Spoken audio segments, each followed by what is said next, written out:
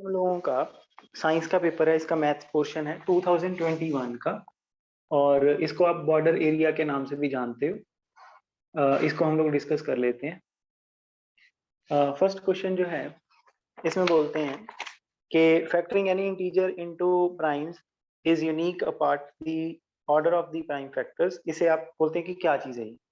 तो हर नंबर जो है, हर इंटीजर जो है, आप उसे प्रोडक्ट ऑफ प्राइम्स की फॉर्म में लिख सकते हो, और जो आप प्रोडक्ट लिखेंगे वो यूनिक आएगा। और उसमें ये है कि आप ऑर्डर चेंज कर सकते हो। सिंपल सी बात होती है, देखिए आपके पास 20 है तो वो 2 × 2 × 5 आएगा। ज्यादा से ज्यादा आप ये लिख सकते हो कि 5 × 2 × 2 है, या आप लिख सकते हो 2 × 5 × 2। पर इसके अंदर जो प्राइम फैक्टर है वो यूनिक रहेंगे, सिर्फ उनको आगे पीछे कर सकते हैं, उसे ऑर्डर बोलते हैं। तो ये जो है ये हम लोगों की सी थ्योरम, जो मतलब फंडामेंटल थ्योरम ऑफ अरिथमेटिक इसे बोलते हैं। सेकंड क्वेश्चन में बोलते हैं कि which one of the following statement is correct, कि कौन सी स्टेटमेंट जो है वो करेक्ट है। तो वो पहले में बोलते हैं कि अगर आपके पास दो सब ग्रुप हैं एच और के, इनको मल्टीप्लाई करेंगे तो एच के बनेगा, तो वो पक्का सब ग्रुप बनेगा। बिल्कुल गलत बात है, ऐसा कभी भी नहीं होता। ये कंडीशनल है। अगर आपके पास दो सब ग्रुप है, उनको मल्टीप्लाई करेंगे सब ग्रुप बन जाएगा, पर वो तब बनेगा अगर K H is equal to H K हो। बी पार्ट जो है इसमें बोलते हैं कि मैक्सिमल जो है वो प्राइम होता है। अब वो कुछ नहीं दिया हुआ कि क्या आपको आईडी दी हुई है, इंटेग्रल डोमेन है, कम्यूटेटिव रिंग है, क्या है, कुछ नहीं दिया हुआ। इतना ही बोल दिया कि मैक्सिमम आइडियल प्राइम होता है। बिल्कुल गलत है, नहीं होता ये। सी पार्ट में बोलते हैं कि ईडी जो है वो पीआईडी बन जाती है। हाँ, ये तो होती है। फिर उसके बाद डी पार्ट जो है इसमें बोलते हैं कि रिंग ऑफ इंटीजर जेड जो है, कहते हैं कि फील्ड होता है। बिल्कुल गलत बात है, जेड फील्ड नहीं होता। फिर उसके बाद थर्ड क्वेश्चन में बोलते हैं कि सिम्पसन 1/3 रूल आपने लगाना है। तो बोलते हैं कि नंबर ऑफ इंटरवल क्या होने चाहिए। ये हम लोगों का सिम्पसन 1/3 रूल जो है, जब आप लगाते हैं, सिम्पसन के दो तरह के रूल हैं। एक है सिम्पसन 1/3 रूल, एक 3/8 रूल। तो 1/3 रूल जो है वो कहता है कि जो नंबर ऑफ इंटरवल आपने बनाए हैं, नंबर ऑफ इंटरवल क्या होता है, पार्टीशन करते हैं। जो आपको इंटरवल, जिस इंटरवल के ऊपर आपने इंटीग्रेशन करनी होती है, उसका आप पार्टीशन करते हो, तो वो आपने इवन भागों में उसे डिवाइड करना होता है। 2n पार्ट्स में आपने उसे डिवाइड करना होता है, इवन पार्ट्स में आपने उसे डिवाइड करना होता है। फिर उसके बाद आपको बोलते हैं कि आपके पास जो है ये resultant of three forces represented in magnitude and direction by the sides of triangle ABC taken in order। ये आपको बोलते हैं कि इस तरह से आपके पास जो है एक एबीसी ट्रायंगल है, और जो आपके पास एबीसी ट्रायंगल है, जिस डायरेक्शन में ये लिखते हैं, इन ऑर्डर का मतलब क्या होता है, बी सी, फिर बोलते हैं सी ए, फिर बोलते हैं ए बी। तो ये क्या देते हैं आपको, ये आपको देते हैं वो, एक देते हैं 5, एक देते हैं 8, और एक आपको देते हैं ये, सॉरी, दो आपको 5 देते हैं, दो आपको 5 देते हैं, और एक आपको 8 देते हैं। ये उन्होंने आपको दिया हुआ है। तो वो बोलते हैं कि इससे आपके पास जो है वो एक कपल बनता है। जब आप इस तरह से ये फोर्सेस जब आप लेते हो, तो इससे आपके पास जो है वो एक कपल बनता है। तो बोलते हैं कि बताइए कि वो जो कपल होगा उसका जो मूवमेंट है वो क्या होगा। ये हम लोगों का क्वेश्चन है। हाँ जी। तो बात ये है कि हम लोगों को एक थ्योरम की जाती है ट्रायंगल, उसे ट्रायंगल थ्योरम ऑफ मूवमेंट बोलते हैं। Triangle theorem of triangle theorem of movement इसे बोलते हैं। तो ट्रायंगल थ्योरम ऑफ मूवमेंट क्या चीज है। ट्रायंगल थ्योरम ऑफ मूवमेंट ये है कि अगर आपके पास if three sides of triangle, if three sides of triangle represent ये प्लीज ध्यान से, in magnitude and direction, in magnitude and direction three forces, then these forces, are equivalent to a couple, are equivalent to a couple, are equivalent to a couple whose moment is twice the area of triangle, is twice the area of triangle। ये चीज है, ये हमारे पास बनती है।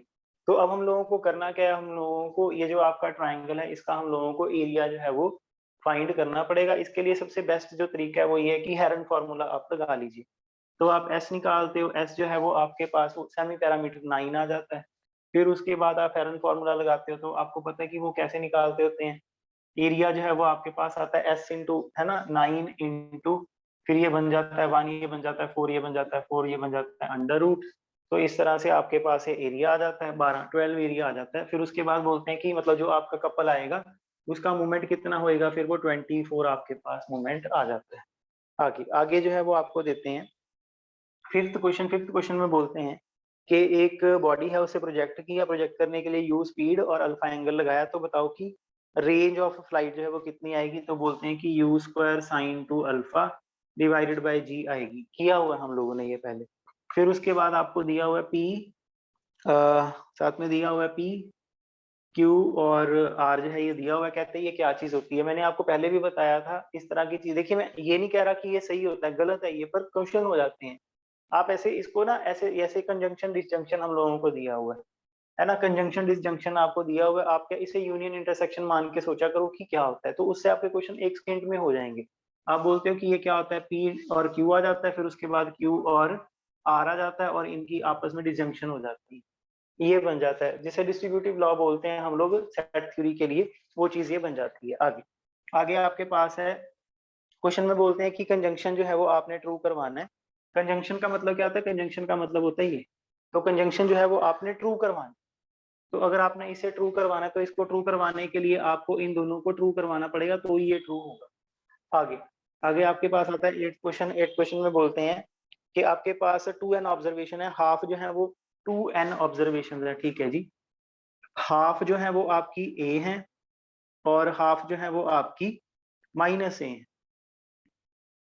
फिर उसके बाद जो है वो आपको, इसका मतलब क्या हुआ, इसका मतलब ये हुआ कि अगर आप मीन निकालोगे, मीन निकालने का मतलब होता है sum of entries divided by total number of entries.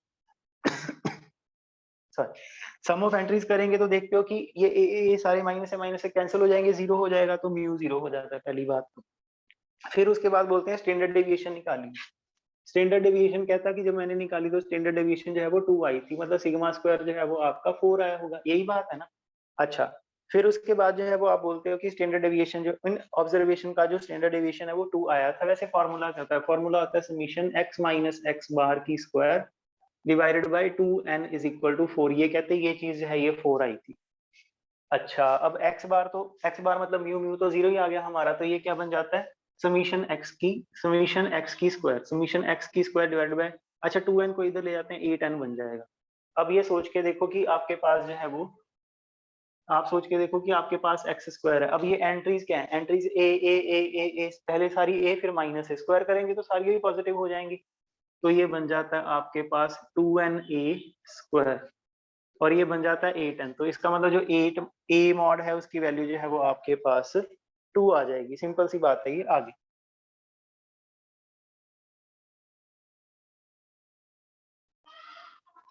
हाँ जी, क्वेश्चन जो है वो हम लोगों का है नाइन्थ क्वेश्चन। नाइन्थ क्वेश्चन में बोलते हैं कि एक ए इवेंट है, इसकी प्रोबेबिलिटी जो है वो 6/8 है और एक बी इवेंट है, इसकी जो प्रोबेबिलिटी है वो 5/8 है। इसको थोड़ा सा हम लोगों को जैसे भी इन्होंने बना के दिया, तो इसके अंदर इनइक्वालिटीज वाली जो प्रॉब्लम है ये दी हुई है, इसको थोड़ा ध्यान से सुनना पड़ेगा। आप देखिएगा प्लीज। होता क्या है कि आपके पास जो है ये सैंपल स्पेस है, जो आपके ऐसे सोच के देखते हैं कि जो आपकी सैंपल स्पेस है उसके अंदर 8 इवेंट्स हैं और जो ये टोटल 8 इवेंट्स हैं और ए जो ए है उसके पास 6 इवेंट्स हैं और जो बी है उसके पास 5 इवेंट्स हैं। आई होप आप लोग इस चीज को समझते हैं।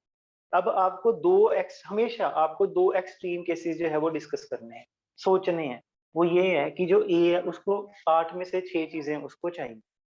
एक वो केस होता है ओवरलैपिंग केस बोलते हैं, कि जो बी आपका सेट, ऑब्वियसली बी की प्रोबेबिलिटी कम है तो बी ए से तो छोटा ही होगा ना। तो जो आपके पास बी है वो सारा का सारा ही ए के अंदर चला जाता है।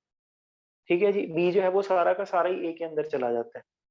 तो दूसरी ये मतलब इसके ऊपर सारा का सारा ही डिपेंडेंट हो गया। तो एक तरह से देखा जाए तो ये सैंपल स्पेस के अंदर जो टोटल 8 इवेंट थे ए और बी ने मिलके वो 6 इवेंट जो है वो कवर कर लिए। बाकी की जो ये जो आपके पास ये बाकी ये वाला ये जो आपके पास बाकी है 2 इवेंट ये फालतू पड़े, ये कवर नहीं हो। ये एक केस है। दूसरा ये है कि जो आपके पास ये ए इवेंट है, ये बी कहता है कि मैंने ए के साथ कुछ कॉमन नहीं रखना, पर ऐसा पॉसिबल नहीं है। क्यों? क्योंकि ए 6 इवेंट ले चुका, टोटल इवेंट 8 है। तो जो बी है उसके पास ज्यादा से ज्यादा, आप खुद सोच के देखो, बी के पास ज्यादा से ज्यादा अपने 2 इवेंट डिस्टिंक्ट हो सकते हैं, ज्यादा से ज्यादा उसके पास अपने 2 इवेंट डिस्टिंक्ट हो सकते हैं। इससे क्या होगा कि क्योंकि देखो ए ने 6 इवेंट पहले मांग लिए, बी को आपने 5 इवेंट देने हैं, टोटल 8 हैं। तो इसका मतलब ये है कि जो बी है उसको ज्यादा से ज्यादा 2 डिस्टिंक्ट मिल सकते हैं, क्योंकि ये 6 हो गए, ये 2 इसके बी के अपने पर्सनल 2 हो गए।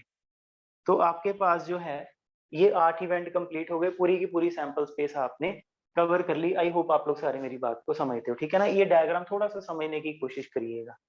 तो 2 एक्सट्रीम केसेस बनते हैं, एक ये कि जो बी है वो पूरा का पूरा ही ए के अंदर पड़ा है, दूसरा बी जो है वो विद्रोह कर देता है कि जो ए के अंदर आएगा मैंने वो नहीं लेना, मेरे को नया दो। तो जो आपके पास टोटल 8 इवेंट है, तो आप उसको सारा तो नया नहीं दे सकते, कुछ तो उसको शेयर करना पड़ेगा। पर वो कहता है शेयर करूंगा तो मिनिमम टू मिनिमम शेयर करूंगा, ये नहीं कि जो आप बोलोगे मैं सारे ही शेयर कर लूंगा। ठीक है जी, ये चीज है, इस चीज का आपने थोड़ा सा, मेरा ख्याल है कि आपको मेरी बात समझ आएगी। अगर आपको ये समझ आ गया तो अगली बात आपको फिर समझ आ जाएगी। अच्छा, तो आप लोगों को ये बोला गया कि हम लोगों को यूनियन बनाना है। जब आप यूनियन करने लगे तो पहला पहला केस ये है कि जो आपका बी है, बी सारा का सारा ही ए के अंदर चला गया। ठीक है जी, इस केस में जो यूनियन बनेगा वो स्मॉलेस्ट बनेगा, देख लो आपके सामने है। यूनियन का मतलब होता है आपने सारा कंबाइन करना है, ठीक है ना। जब आपने ये कंबाइन किया तो आप देखते हो कि यूनियन जो है वो स्मॉलेस्ट बने। ठीक है जी, तो यूनियन जो है इसकी वैल्यू जो है, कहते हैं कि इसकी वैल्यू जो है वो हमेशा 6/8 से तो ज्यादा ही आएगी, क्योंकि ये स्मॉलेस्ट केस है, smallest case for union and biggest case for intersection. सारा कुछ ही कॉमन है, ठीक है ना। तो अगर आपको बोला जाए कि ए इंटरसेक्शन बी, तो आप बोलोगे कि ए इंटरसेक्शन बी, इस केस में ए इंटरसेक्शन बी सबसे बड़ा है, पूरा का पूरा बी जो है वो ए इंटरसेक्शन बी है। तो आप बोलते हो कि ए यूनियन बी की मिनिमम वैल्यू 6/8 जरूर आएगी, और ए इंटरसेक्शन बी की मैक्सिमम वैल्यू 5/8 जरूर आएगी। ये आपने क्या किया, ये आपने पहला केस डिस्कस किया, ये वाला केस। दूसरा एक्सट्रीम, ये पहला एक्सट्रीम केस, ये दूसरा एक्सट्रीम केस। दूसरे एक्सट्रीम केस में क्या होता है, दूसरे एक्सट्रीम केस में आप ये बात बोलते हो कि ए यूनियन बी मैक्सिमम बन गया, मैक्सिमम। ठीक है जी, ए यूनियन बी जो है वो मैक्सिमम बन गया। अब आप ए यूनियन बी को बोलते हो, ए यूनियन बी कहता है कि जी ए यूनियन बी पूरी की पूरी सैंपल स्पेस बन गया है, पूरी की पूरी सैंपल स्पेस बन गया है। तो पूरी की पूरी सैंपल स्पेस अगर वो बन गया है तो ऑब्वियसली फिर उसकी प्रोबेबिलिटी 1 आ जाती है। 1 से कम ही, ये तो पता ही, वैसे भी हमें पता है कि 1 से कम ही आनी थी। तो आपने यूनियन में पूरी की पूरी सैंपल स्पेस कवर कर। अच्छा, दूसरी बात ये कि जो आपके पास अब इस केस में इंटरसेक्शन स्मॉलेस्ट है। बी क्या, ए कहता है 6 इवेंट चाहिए, बी कहता है 5 इवेंट चाहिए, बी कहता है मैंने ए के साथ साझेदारी कम से कम रखनी है, मिनिमम टू मिनिमम रखनी है। आप कहते हो 8 से ज्यादा इवेंट पॉसिबल नहीं है, मजबूरी में उसको 3 इवेंट शेयर करने पड़ते हैं। तो आप ये बोलते हो कि A union A intersection B जो है, ए इंटरसेक्शन बी जो है वो 3 तो आएगा ही आएगा, 3 बंदे तो कॉमन उसको करने ही पड़ेंगे। 5 कर ले, 4 कर ले, वो बात अलग है, मिनिमम 3 तो कवर करेगा ही करेगा। इसका मतलब इंटरसेक्शन की वैल्यू 3/8 से हमेशा ज्यादा ही आएगी। तो आपको क्या पता चला, आपको ये पता चला कि जी ए यूनियन बी जो है उसकी वैल्यू 3/4 से लेके 1/1 के बीच में लाई करेगी, और ए इंटरसेक्शन बी जो है इसकी वैल्यू 3/8 से लेके 5/8 के बीच में लाई करेगी। अब ये खत्म हो गई बात, अगली बात करते हैं। अगली बात जो है वो उन्होंने दी हुई है only P A complement intersection B. ठीक है जी, P A complement intersection B का मतलब होता है ओनली बी। ये ओनली बी मतलब जब बी विद्रोह कर देता है तो वो कहता है मेरे को ये बताओ मेरा अपना क्या है, जो कॉमन नहीं है वो बताओ क्या है। आप बोलते हो जी टोटल अपने पास सिर्फ और सिर्फ जो है वो 8 इवेंट है, तेरे को अगर अलग चाहिए तो तेरे को अलग ज्यादा से ज्यादा 2 ही मिल सकते हैं, क्योंकि टोटल 8 है। तो इसके लिए आप ये बोलते हो कि ए कॉम्प्लीमेंट इंटरसेक्शन बी मतलब इसकी मैक्सिमम टू मैक्सिमम वैल्यू जो है वो 2/8 आ सकती है। अच्छा, फिर आपको बोलते हैं कि अगर आप बी कॉम्प्लीमेंट इंटरसेक्शन ए करते हो, ए कहता है मैंने भी तेरे से क्या लेना देना है, ये बताओ कि मेरे पास ज्यादा से ज्यादा मेरा अपना क्या आ सकता है। 3 बंदे उनको शेयर करने ही पड़ेंगे, उसके अलावा ए के पास अपने 3 बच जाते हैं, बी के पास अपने 2 आ जाते हैं, और जो आपके पास कॉमन वाला पोर्शन है वो तो 3 है ही है। तो जो ए है, ए का ओनली ए में ज्यादा से ज्यादा जो है वो 3/8 मतलब 3 इवेंट जो है वो आ सकते हैं। तो जब आप ऑप्शन देखते हो तो आप देखते हो कि इसमें तो फिर सारे ही बन रहे हैं, तो फिर आपके तीनों ऑल जो है वो ट्रू हो जाते हैं। इसको रब करके दोबारा स्टार्ट करते हैं। नंबर दिया हुआ है 10th क्वेश्चन। तो 10th क्वेश्चन में हमें बोलते हैं कि probability of occurrence of at least one of two event, मतलब ए यूनियन बी जो है वो हमें दिया हुआ है, ए यूनियन बी जो है वो हमें पी दिया हुआ है। फिर वो बोलते हैं कि एग्जैक्टली वन का मतलब क्या हुआ, ए हुआ तो बी नहीं हुआ, बी हुआ तो ए नहीं हुआ। इसकी प्रोबेबिलिटी जो है कहते हैं कि हमें जो है वो कितनी दी हुई है, क्यू दी हुई है। इन दोनों को ऐड करके मतलब ओनली वन होना चाहिए, या ए हो या बी हो, इसकी हम लोगों को जो है वो कितनी दी हुई है, क्यू दी हुई है। तो डायग्राम बनाते हैं। ये आपके पास ये देखते हो आप लोग, यूनियन सारे की प्रोबेबिलिटी पी है, और ओनली ए मतलब ये और ये, इन दोनों को मिला के क्यू है। इसका मतलब ये जो इंटरसेक्शन है इसकी कितनी है, इसकी है p माइनस क्यू। वैसे उन्होंने पूछी नहीं है, हम लोग वैसे ही डिस्कस कर रहे हैं। वो बोलते हैं कि बताओ P A complement minus P B complement कितना आएगा। तो आप बोलते हो P A plus P B आएगा, 1 minus P A plus P B है। समझ रहे हैं आप, बिल्कुल समझ रहे हैं। अच्छा, अगर आपको ये चीज निकालनी है तो आप कैसे निकालते हो, आप बोलते हो कि जो पी ए है वो कितना है ना, जो P A plus P B है। अब एडिशन लॉ ऑफ प्रोबेबिलिटी हमें क्या कहता है, वो हमें कहता है कि अगर आप P A intersection B plus A union B कर दोगे तो इससे आपके पास P A plus P B आ जाएगा। हमें P A plus P B ही चाहिए, हमें P A plus P B ही चाहिए। तो अगर मैं आपको बोलूं कि यूनियन की प्रोबेबिलिटी कितनी है, आप बोलते हो पी। और अगर आपको बोलें कि बताओ इंटरसेक्शन की प्रोबेबिलिटी कितनी है, आप बोलते हो पी माइनस क्यू। तो ये आपके पास जो है, यहाँ पे टू डालना था, सॉरी, टू माइनस ये बनता है। तो ये आपके पास देख लो क्या बनता है, two minus two P plus Q जो है वो आपके पास बन जाता है। बाकी आप देख लीजिए जो भी ऑप्शन है आगे। उसके बाद 11th क्वेश्चन में बोलते हैं कि अपने पास बाइनोमियल डिस्ट्रीब्यूशन है, उसका मीन निकाला, वेरिएंस निकाला, मतलब एनपी जो है वो 4 बोलते हैं और एनपी क्यू जो है वो 3 बोलते हैं। एज ए रिजल्ट क्यू की वैल्यू 3/4 आ जाती है, एज ए रिजल्ट पी की वैल्यू 1/4 आ जाती है। और फिर उसके बाद अगर आप यहाँ पे पुट करोगे तो आपके पास n की वैल्यू जो है वो 16 आ जाती है। तो बाइनोमियल डिस्ट्रीब्यूशन पता चल गई। फिर वो बोलते हैं कि 6 सक्सेसेस मिले, बताओ क्या प्रोबेबिलिटी है। तो आप बोलते हो 16C6, 6 सक्सेसेस मतलब इसकी पावर 6 और बाकी के सारे फेलियर मतलब इसकी पावर 10। ये चीज जो है ये आपके पास बनती है। 12th क्वेश्चन में आपको बोलते हैं कि ये जो चीज है, ये जो चीज आपको दी हुई है, कहती है कि हमने पीडीएफ बनना है तो इंटीग्रेशन करके 1 आना चाहिए।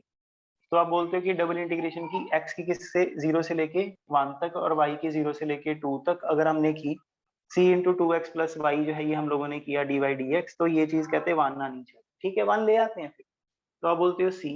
अब ये इंटेग्रल करें तो आप बोलते हैं कि x की वैल्यू 0 से लेके 1 तक, y का इंटेग्रल कर दिया, y का इंटेग्रल किया तो ये बन जाता है 4x और साथ में y² बाई टू मतलब 2, और ये बन जाता है dx और ये बन जाता है 1।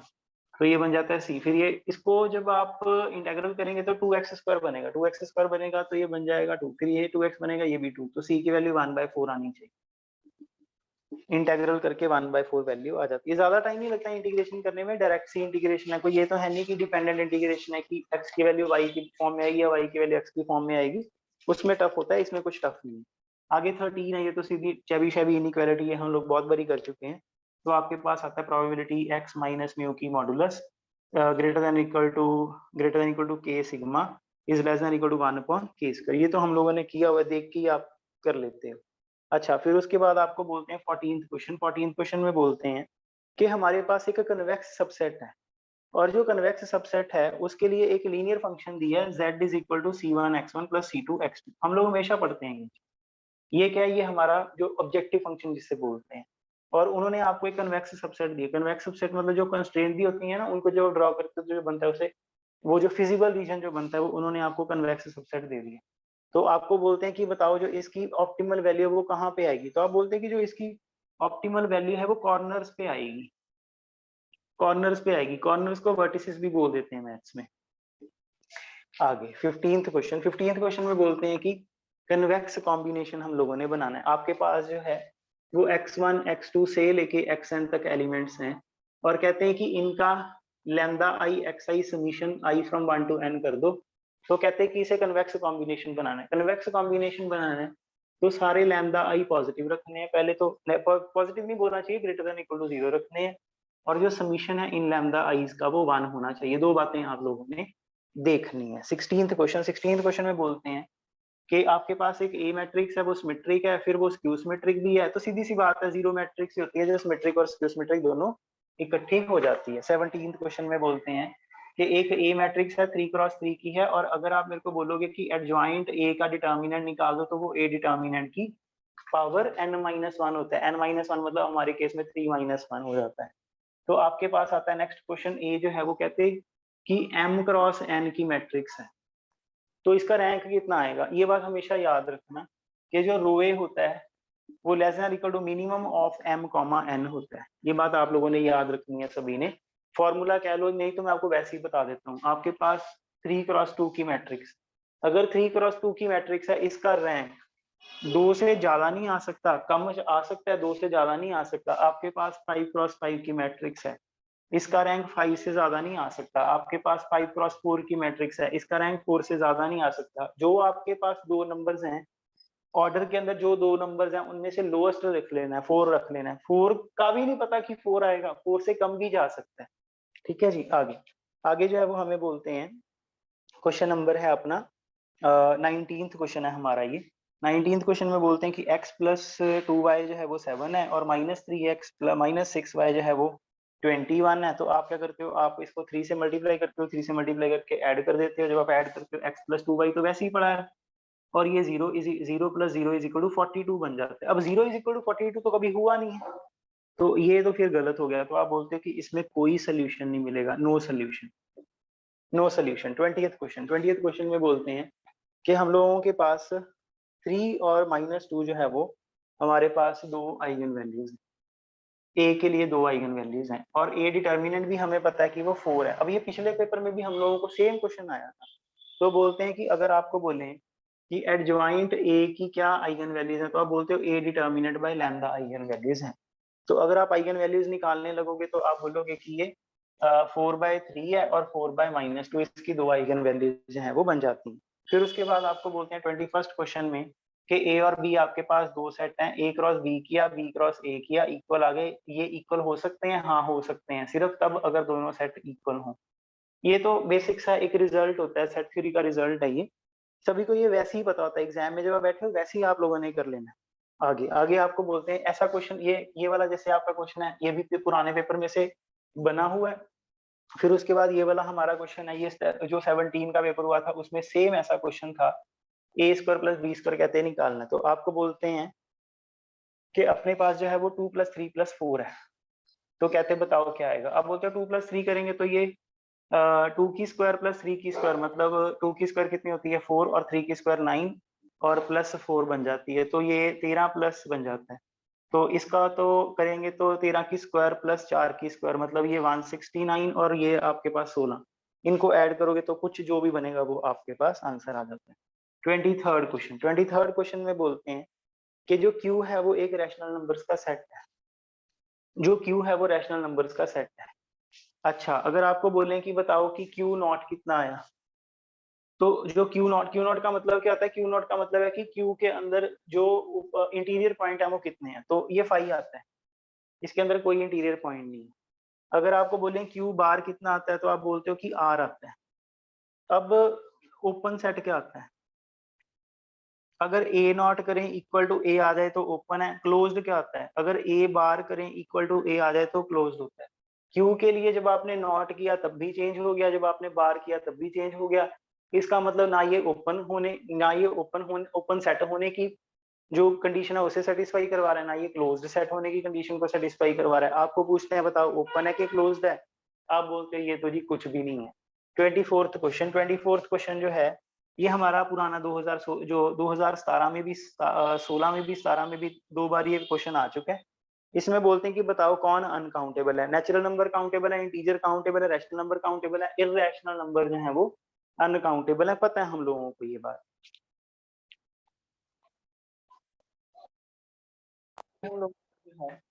25th क्वेश्चन है, इसमें देखते हैं बोलते हैं कि pth qth term of GP are in GP. तो बोलते हैं कि pth टर्म qth टर्म और rth टर्म जो है वो आपने निकाली जीपी के अंदर से, मतलब फॉर एग्जांपल जो है वो मेरे पास एक जीपी है, तो मैंने क्या किया, मैंने इसके अंदर से ए स्क्वायर और ए क्यूब, ये मैंने तीन टर्म्स जो है ये उठाई। जब मैंने ये तीन टर्म्स उठाई तो मैंने ये देखा कि ये जो टर्म्स हैं ये जीपी की टर्म्स थी, और जब मैंने इन तीनों टर्म्स को देखा तो ये खुद जीपी थी। तो जब मैंने 1 2 3 देखा तो जो 1 2 3 था वो एपी में था। ये ना समझने में थोड़ा ऐसे इजी लग रहा है, इसलिए नहीं पता चल रहा। मैंने क्या किया, मैंने ए आर की पावर 2, फिर उसके मतलब ये कौन सी टर्म है, ए आर की पावर 2, ये थर्ड टर्म है, एक टर्म ये उठाई। फिर मैंने एक ए आर की पावर 4, फिफ्थ टर्म मैंने एक, फिर मैंने एक ए आर की पावर 6, ये मैंने एक और टर्म उठाई। ये कौन सी टर्म है, ये सेवंथ टर्म, ये जीपी की टर्म है। मैंने लगातार तीन टर्म्स नहीं ली, मैंने ऐसे डिफरेंट दो तीन टर्म्स जो हैं वो उठाई, और जब मैंने इन टर्म्स को देखा तो ये टर्म्स दोबारा फिर जीपी में बन गए। मेन जीपी जो है उसकी कॉमन रेशियो कौन है, आर। जो आपने तीन टर्म्स उठाई हैं उनके लिए कॉमन रेशियो कौन बन रही है, आर स्क्वायर। यही उन्होंने बोला कि आपने तीन टर्म्स इस तरह से उठाई कि जब उन तीनों टर्म्स को बराबर रख के देखा गया तो वो जीपी में बन रही थी। वो जीपी की तीन कॉन्जिक्यूटिव टर्म्स नहीं थी, थोड़े थोड़े डिस्टेंस पे टर्म्स थी, बट स्टिल वो फिर जीपी में बन रही थी। तो वो कह रहे हैं कि ये जो आपने 3 5 और 7 लिया, इनके अंदर कुछ प्रॉपर्टी थी, इसके कारण ये जीपी में बन रही थी। तो इनकी क्या प्रॉपर्टी थी, प्रॉपर्टी इनकी आपको दिख रही है कि जो पी क्यू आर है वो खुद एपी में है, इसलिए pth qth rth term of GP दोबारा जीपी बन जाती। ये हम लोगों ने एग्जाम्पल से कर लिया। अगर आप बोलते कि इसे थेरेटिकली करना है तो आप ये सोच के देखो कि पीएथ टर्म जो है वो A R P minus one, A R Q minus one, और ए आर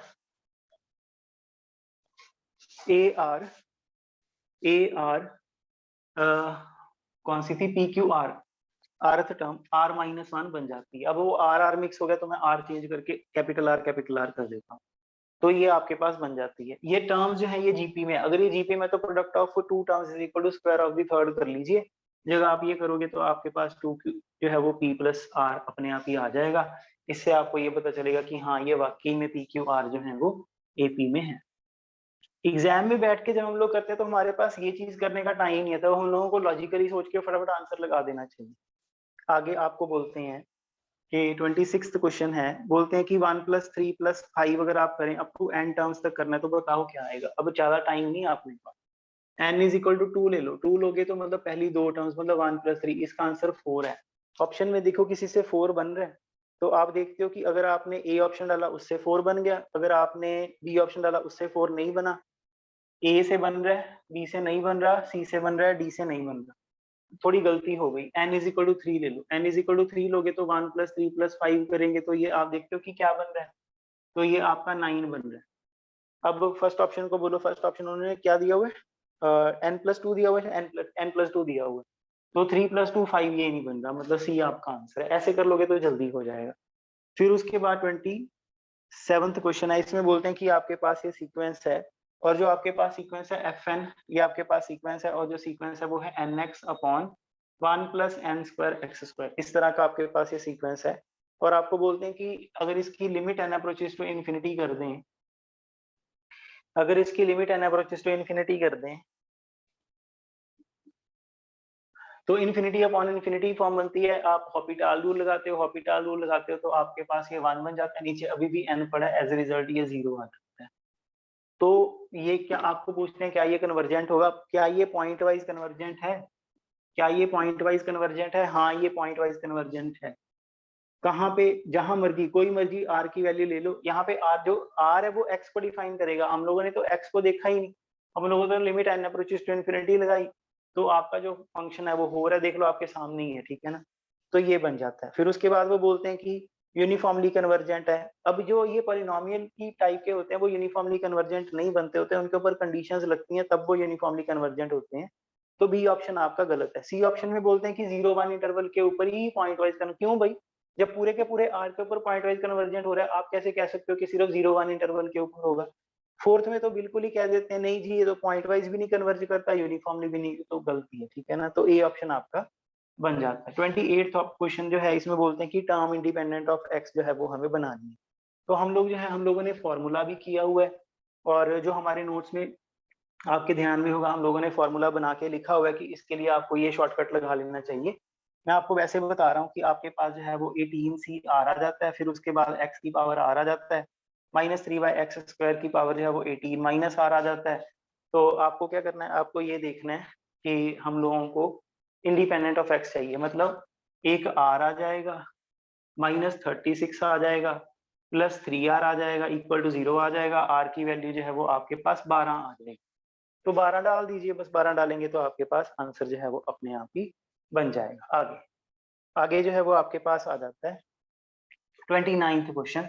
29th क्वेश्चन में बोलते हैं कि एवरी इनफाइनाइट, अच्छा ये याद करो जरा, बाउंडेड होना चाहिए और क्लोज्ड होना चाहिए, तो वो कॉम्पैक्ट हो जाता है। ये कौन सी थ्योरम होती है, ये हेन-बोरल थ्योरम होती है। आपको ध्यान होगा हम लोगों ने लास्ट टाइम जब किया था तो उसके अंदर हम लोगों को उन्होंने बोल्जानो-वेरस्ट्रास डाला हुआ था, इसमें हो है जो अपनी ये हेन-बोरल है ये डाल दी। अच्छा आगे आगे जो है वो क्वेश्चन नंबर 30, बड़ा अच्छा क्वेश्चन है। लिमिट x अप्रोचेस टू 0, कहते हैं x² sin 1/x है, साथ में आपको बोलते हैं कि sin x। तो मैंने क्या किया, मैंने लिमिट x अप्रोचेस इसको x sin 1/x कर दिया, और ये इसको अलग कर दो, दूसरा x अपॉन sin x कर दिया। अब ये आप देखो इसकी लिमिट क्या होती है, हम लोगों ने इतने क्वेश्चन कर दिए है ना, तो आप लोगों को पता है कि इसकी वैल्यू 0 होती है, इसकी वैल्यू 1 होती है, तो ओवरऑल इसकी वैल्यू 0 होती है। 31 क्वेश्चन इसमें बोलते हैं डेरिवेटिव निकालना है, तो डेरिवेटिव निकालना है इसका विद रिस्पेक्ट टू इसके, तो जिसका derivative e raise to the power sin inverse x का डेरिवेटिव ये होता है, और e raise to the power जो सिर्फ sin इनवर्स है उसका 1/1 माइनस x² होता है, तो काट पीट के आपके पास e raise to the power sin inverse x बन जाता है, ये डेरिवेटिव आपके पास। 32nd क्वेश्चन में बोलते हैं कि अपने पास ये फंक्शन है 1/x। आप खुद सोच के देखो, ये क्वेश्चन बिल्कुल सेम ऐसा क्वेश्चन लोगों ने पहले भी एक पुराने साइंस वाले पुराने पेपर में भी ये क्वेश्चन आया हुआ, उसमें यूनिफॉर्मली कॉन्टिन्यूअस वगैरह की बात की गई थी, इसमें भी है यूनिफॉर्मली कॉन्टिन्यूअस। तो बोलते हैं कि ये आपके पास फंक्शन है इस तरह से, आप इसके अंदर 0 नहीं ले सकते, जिस इंटरवल में 0 आ जाए उसके अंदर कॉन्टिन्यूटी नहीं आएगी। पहले बोलते हैं कि 0-1 इंटरवल के ऊपर कॉन्टिन्यूअस होएगा, हाँ जी होएगा, आपने 1 नहीं लिया, 0 नहीं लिया। फिर बोलते हैं 0 के ऊपर कॉन्टिन्यूअस होएगा, कभी भी नहीं होएगा। फिर बोलते हैं कि x is equal continuous at x is equal to 1 only, ये कौन सी बात हुई, होता है ये तो हर जगह पे ही कॉन्टिन्यूअस है, सिर्फ 1 के ऊपर थोड़ी ना, ओनली क्यों लिखा है, बिल्कुल गलत ऑप्शन है। फिर वो बोलते हैं कि 0-1 इंटरवल, ओपन 0-1 इंटरवल के ऊपर ये यूनिफॉर्मली ये गलत है, ये गलत है। क्यों, क्योंकि जब आप लिमिट x जब आप 0 के पास जाना शुरू करते हो ना, इसकी वैल्यू ऐसे बहुत रैपिडली इंक्रीज करती है। यूनिफॉर्म कन्वर्जेंस जो है वो कहता है कि जो वैल्यूज जो है अगर वो अनबाउंडेडली इंक्रीज कर जाए तो यूनिफॉर्म कन्वर्जेंस खराब हो जाती है।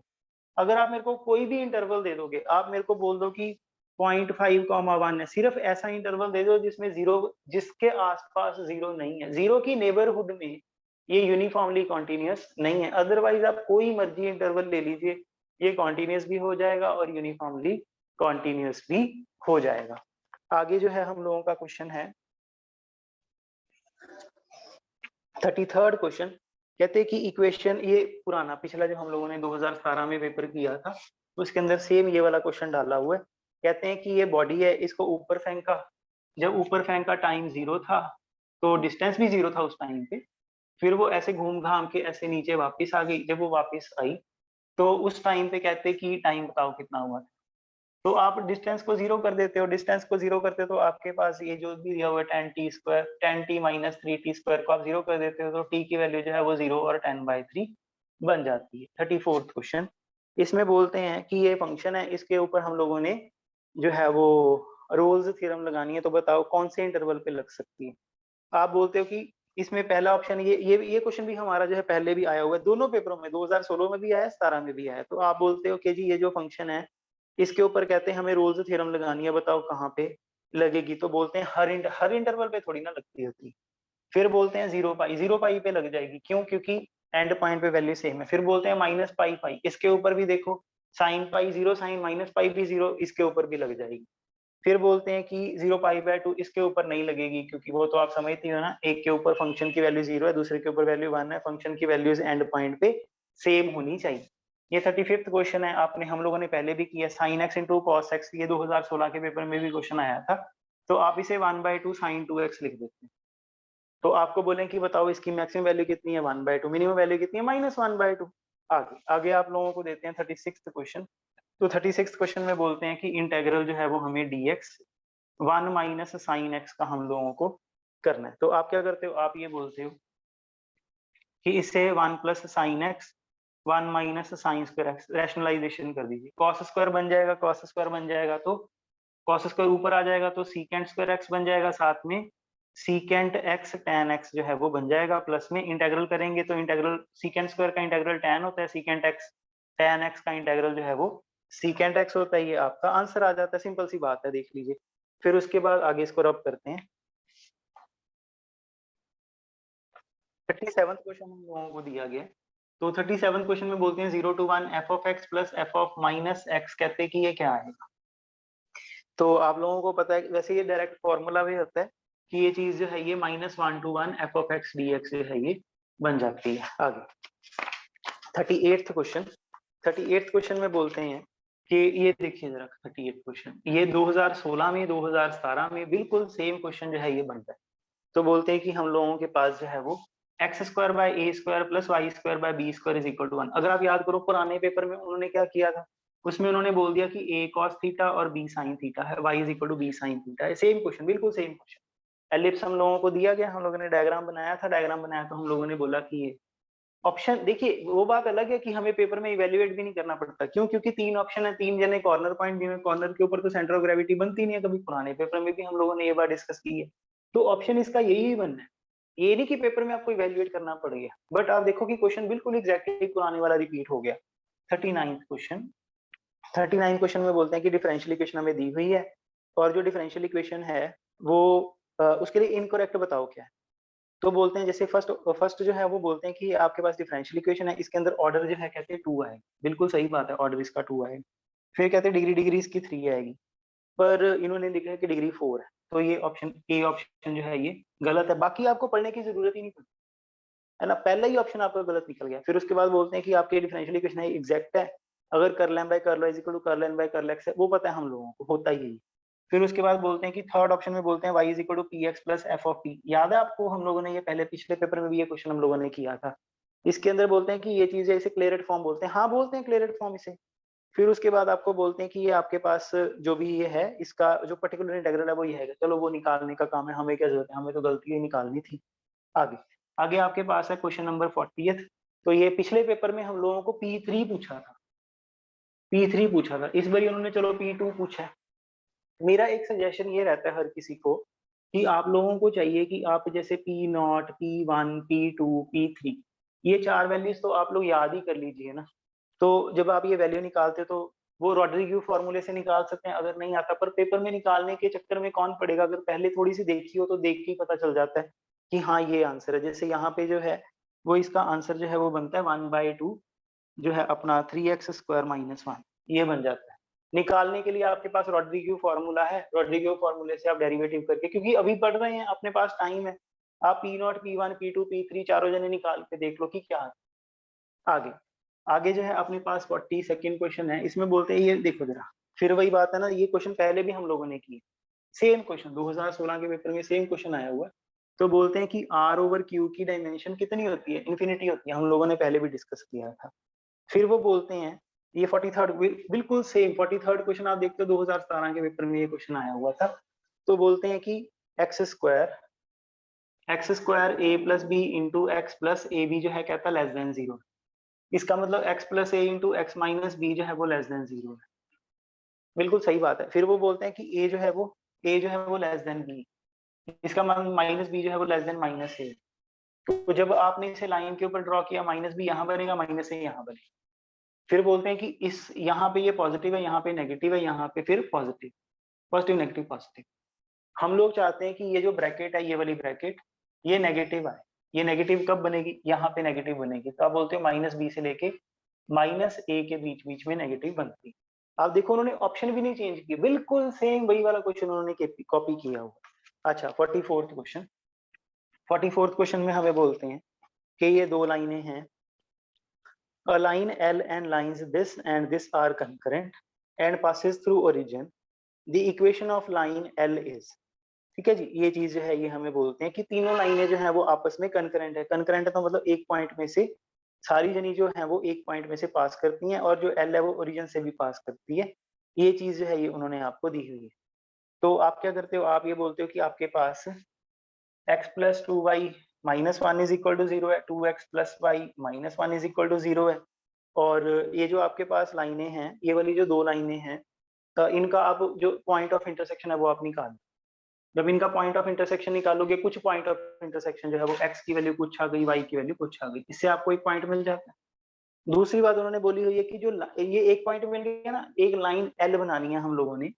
और वो जो ये जो कहते हैं कि देखिए एक लाइन, दो लाइनें तो दी हुई हैं, तीसरी लाइन ये वाली लाइन हम लोगों को फाइंड करनी है। कंकरेंट है, कंकरेंट मतलब कट करती हैं एक दूसरे के साथ। तो आप क्या करते हो, आप ये जो दो लाइनें इनको काटते हो, पहले काटते हो तो एक पॉइंट ऑफ इंटरसेक्शन निकालते हो, ठीक है जी। सॉरी मैं क्या बोली जा रहा हूँ, कंकरेंट है मतलब कि वो सिंगल पॉइंट से पास करती है, ठीक है जी। तो जो आपकी एल लाइन है वो एक तो इन दोनों का जो पॉइंट ऑफ इंटरसेक्शन है वहां से जाएंगी, दूसरा उन्होंने एक पॉइंट दे दिया कि ओरिजिन में से भी पास करेंगी, ठीक है जी। तो आप ये वाला जो पॉइंट है ये निकाल लीजिए। पॉइंट जब आप निकालोगे तो आप देखते हो कि इसको सॉल्व करके 2 से मल्टीप्लाई करके वो माइनस वगैरह करके जो भी पॉइंट आता है वो आपके पास पॉइंट आ जाता है। तो पॉइंट जो है वो आपके पास क्या बनेगा, वो बनेगा 1/3 1/3, यानी सॉल्व मतलब ऐसे ही मैंने जल्दी से सॉल्व करके 1/3 1/3 बन जाएगा। अब आपके पास जो इक्वेशन, जो चार ऑप्शन जो आपको दिए हुए हैं, आपको ये देखना है कि वो इस 1/3 पॉइंट से और 0 0 पॉइंट से जो लाइन पास कर जाए वही आपका आंसर है। तो आप देखते हो कि एबीसीडी उन्होंने चारों ऑप्शन ही ऐसे बनाए हैं जो 0 0 से पास करते हैं। 0 0 का तो फायदा है। 1/3 से पास करवा के देखो तो ए ऑप्शन 1/3 से पास करता है। यही आपका आंसर है। क्वेश्चन जो है वो आपका है अगला question 45th question. 45th question जो है अगर आप याद करो, जो 2016 का पेपर था उसका पहला क्वेश्चन था, ठीक है जी, उसका पहला क्वेश्चन था ये। इसमें बोलते हैं कि एक प्लेन है वो 1 1 1 पॉइंट से पास करता है और परपेंडिकुलर टू ये वाली किया हुआ हम लोगों ने, ये प्लेन है, ये लाइन है, इसके परपेंडिकुलर है, और ये 304 है, और ये 1 1 1 पॉइंट है, और जो इक्वेशन ऑफ प्लेन है वो x-1 y-1 z-1, साथ में डायरेक्शन रेशियो 304 दिया हुआ, +1 करके इक्वल टू 0। ये आपका प्लेन बन गया। जब प्लेन बन गया तो आप बोलते हो कि ये 3x + 4z-7 is equal to 0, ये आपका प्लेन बन गया। अब बोलते हैं कि ये प्लेन जो है इसका ओरिजिन, ये ओरिजिन है ना 0 0 0, बताओ इसके साथ कितना डिस्टेंस होगा। तो डिस्टेंस फॉर्मूला लगाते हैं, डिस्टेंस फॉर्मूला लगाते हैं तो बोलते हैं 0 + 0 - 7 की मॉड डिवाइड बाय 3² + 4² की अंडर रूट, तो 7/5 जो है वो आपका डिस्टेंस जो है वो बन जाता है। देखिए इसमें भी ऑप्शन नहीं चेंज किया, एग्जैक्ट सेम क्वेश्चन दिया हुआ है। अच्छा 46th क्वेश्चन। 46th क्वेश्चन वो क्वेश्चन है जो सारे जने बिल्कुल कॉन्फिडेंस के साथ गलत करके आते हैं।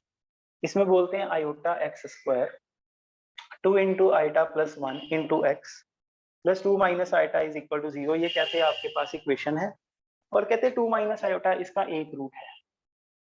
बोलते हैं बताओ इसका दूसरा रूट क्या होगा।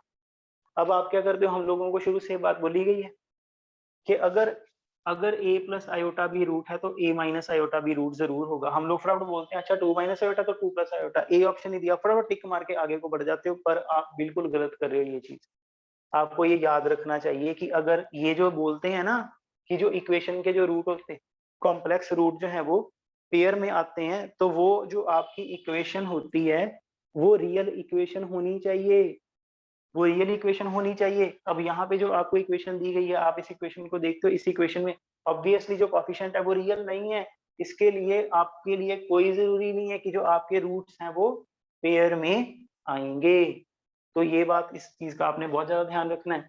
अच्छा अब करोगे कैसे, करोगे ऐसे कि जी एक रूट तो दे दिया, सम ऑफ रूट जो है वो ये है ना, सम ऑफ रूट जो है वो ये है ना 2 * 1 - आयोटा, ये है ना सम ऑफ रूट। आप समझ रहे हो मेरी बात को। तो यहाँ से आपको दूसरा रूट मिल जाएगा, यहाँ से आपको दूसरा रूट जो है वो मिल जाता है। सिंपल सी बात है। आगे आगे 47 क्वेश्चन। 47 क्वेश्चन में हमें बोलते हैं कि जी z² - 1 की मॉडुलस is equal to z mod की स्क्वायर + 1। ये चीज जो है ये आपको दी हुई है, तो आपको बोलते हैं बताओ ये। अब इसका कोई शॉर्टकट नहीं है, ये आपको मैनुअली सारा सॉल्व करके करना ही पड़ेगा, तो थोड़ा टाइम खराब हो जाता है इसमें। तो जैसे हम लोग बहुत सारे क्वेश्चंस में 5-5 10-10 सेकंड में हम लोग क्वेश्चन कर लेते हैं। इवन कई बार तो ऐसा जैसे कोई क्वेश्चन बिल्कुल ही जैसे ये क्वेश्चन है पुराने पेपर में भी आया था, पढ़ के जा रहे हो, तीसरी दूसरी बार हम लोग ये कर रहे हैं, हो सकता है हमारे पेपर में फिर आ जाए, जब भी हमारा पेपर है दोबारा फिर आ जाता है, तो आपको पढ़ना करना थोड़ा पड़ेगा, सीधा ही टिक लगा दोगे तो आंसर आ जाएगा। अच्छा, इसको थोड़ा सा करना पड़ता है। अब इसमें 2 मिनट चले जाएंगे हमारे। आप जेड स्क्वायर निकालते हो, x square minus y square plus 2x by iota आता है, फिर -1 है, -1 इसके साथ कंबाइन कर देते हो इस तरह से, फिर मॉडुलस लगाते हो, मॉडुलस लगाते हो तो इसका फिर स्क्वायर बनेगा, स्क्वायर बनेगा, फिर अंडर रूट बनेगा साथ में, तो बन जाएगा आपके पास x square minus y square -1 की whole square plus 4x square y square इसकी अंडर रूट, और is equal to x square plus y square plus 1। अब इसको स्क्वायर को इधर ट्रांसफर करोगे तो इधर होल स्क्वायर हो जाएगा। इसको रब कर देता हूँ मैं, मैंने एक ही स्टेप में सारे स्टेप कर दिए, ठीक है ना। फिर इसको ओपन करोगे, स्क्वायर को ओपन करोगे, यहाँ स्क्वायर को ओपन करोगे, सारी टर्म्स कैंसिल हो जाएंगी, कैंसिल करके एंड में कुछ आंसर बच जाएगा, वो आपको बताएगा कि क्या है। तो इसका आंसर जो है वो कि जो z है वो लाई ऑन x एक्सिस। क्यों, देखो जब सॉल्व करोगे ना, सॉल्व करते करते अपने आप ही x इज इक्वल टू 0 हो जाएगा, x इज इक्वल टू 0 हो जाएगा, तो आप बोलोगे कि जो x है वो 0 है, तो फिर y सिर्फ y बचा, तो मतलब फिर वो इमेजिनरी है। आगे आगे जो हम लोगों का क्वेश्चन है वो है 48th क्वेश्चन। 48th क्वेश्चन में बोलते हैं कि बताओ कि जो इनकरेक्ट है वो क्या है। तो आपको ये तो देखो सभी को पता है ना कि π/2 जो है वो 90 डिग्री होता है। फिर वो बोलते हैं कि जो आपके पास tan है या चाहे tan स्क्वायर है, उसका जो पीरियड है वो पाई होता है।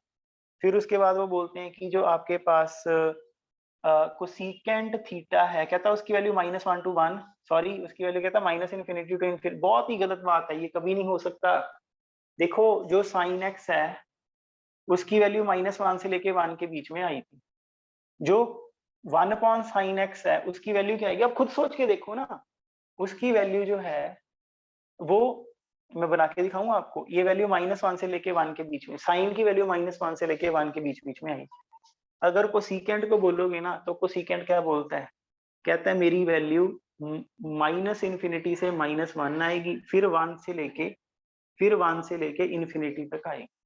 तो कोसिकेंट की वैल्यू -इन्फिनिटी से -1 यूनियन विद 1 से लेके इन्फिनिटी तक आती है, सारे रियल नहीं आ सकते उसकी वैल्यू, ठीक है ना, ये बात है। तो सी पार्ट जो है वो आपका सही हो जाता है। डी वैसे ही ठीक है, वो आपको पता है कि अगर sine theta is equal to sine alpha है, तो इससे आपके पास n पाई प्लस -1 अल्फा बन जाता है, वो तो ठीक है, बिल्कुल ठीक बात है। आगे लास्ट क्वेश्चन नहीं, आगे इसको रब करते हैं एक सेकेंड। आगे जो है हम लोगों को क्वेश्चन दिया है 49th, कहते हैं कि एनपीआर और एनसीआर को इक्वेट करना है।